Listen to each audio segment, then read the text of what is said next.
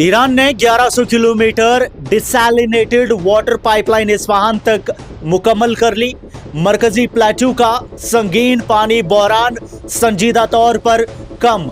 Iran ने Oman के समंदर से इस्फहान तक जाने वाली 1100 किलोमीटर लंबाई की पानी की सबसे बड़ी डिसैलिनेशन पाइपलाइन को रस्मी तौर पर चालू कर दिया है, जो मिडिल ईस्ट की सबसे हिम्मती और पैमाने की हैसियत से अजीम वाटर इंफ्रास्ट्रक्चर प्रोजेक्ट्स में से एक है। 6 दिसंबर 2025 को सदर मसूद पेजेश्कियान ने इस प्रोजेक्ट का इफ्तिताह किया, जिसे ईरानियन प्लेटू वाटर ट्रांसफर प्रोजेक्ट का नाम दिया गया है। ये मंसूबा सन्नती मकसद के लिए सस्टेनेबल पानी फराहम करेगा और जाइंदे रुद बेसिन पर पड़ने वाले बोझ कम करेगा। ये पाइपलाइन सी ऑफ ओमान के डिसैलिनेशन प्लांट से शुरू होती है और सिरजान यानी केरमान से गुजरती हुई यज़्द तक और वहां से इस्फहान पहुंचती है। पहले मरहले में 70 मिलियन क्यूबिक मीटर्स डिसैलिनेटेड पानी हर साल ट्रांसफर होगा। रिवर्स ऑस्मोसिस टेक्नोलॉजी से समंदरी पानी को साफ करके सन्नती इस्तेमाल के काबिल बनाया जा रहा है। अवली तौर पर यह इस्फहान ऑयल रिफाइनरी और शहरी सन्नती इलाकों को पानी देगा। फिर मुबारक स्टील कंपनी, जो वेस्ट एशिया का सबसे बड़ा स्टील कॉम्प्लेक्स है, उसको सप्लाई शुरू होगी। प्रोजेक्ट की लागत तकरीबन 350 ट्रिलियन रियाल्स है, जो कि करीबन 320 मिलियन डॉलर्स होते हैं, जिसमें 14 ईरानियन कॉन्ट्रैक्टर्स ने हिस्सा लिया बिना किसी फॉरेन मदद के। मुस्तकबिल में इस पाइपलाइन की कैपेसिटी 400 मिलियन क्यूबिक मीटर्स तक बढ़ाई जाएगी, जबकि 16 प्रोविंसेस तक पानी पहुंचाने का इंतजाम 1342 किलोमीटर के एक्सटेंडेड नेटवर्क से किया जाएगा। अगर हम देखें तो ईरान बरसों से सख्त सूखा साली, क्लाइमेट चेंज, ज्यादा पंपिंग और ज़राअत सनत की माइनिंग के वजह से पानी के शिद्दत बड़े बहरान का शिकार है। इस्फहान और उसके आसपास के इलाकों में जाइंदे रुद दरिया खत्म होने के करीब है, जिस पर 5 मिलियन लोग और बड़ी सन्नती इकोनॉमी मुनसर थी। यह प्रोजेक्ट एक स्ट्रैटेजिक मॉड समझा जा रहा है, जिसे साउदर्न कोस्टल रिसोर्सेज को उठाकर मरकजी प्लेटू तक लाया जा रहा है।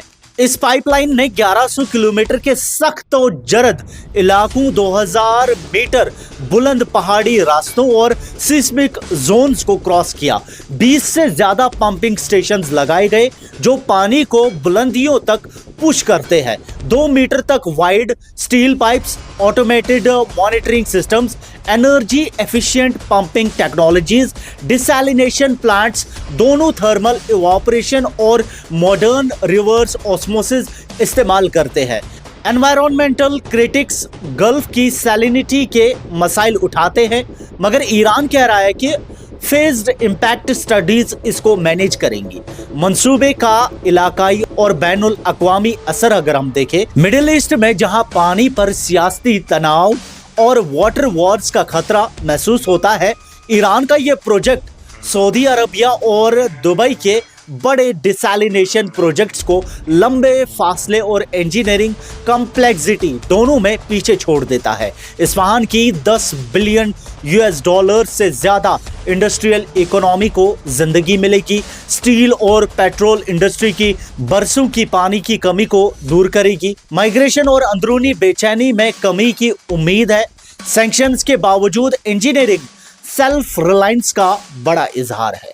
प्रेसिडेंट पेजेश्कियान ने इस मौके पर जोर दिया कि मुस्तकबिल में इंडस्ट्रीज को कोस्टल एरियाज तक मुंतकिल करना जरूरी होगा, ताकि पानी का दबाव मरकजी प्लेटू से कम हो। मुबारक स्टील और इस्फहान रिफाइनरी इस मंसूबे के सबसे बड़े बेनिफिशरीज हैं, जिनके लिए पानी की कमी अक्सर प्रोडक्शन बंद होने का सबब बनती थी। प्रोजेक्ट आइंदा 16 प्रोविंसेस तक ज़राअत और शहरी इस्तेमाल के लिए सरप्लस पानी प्रोवाइड कर सकता है।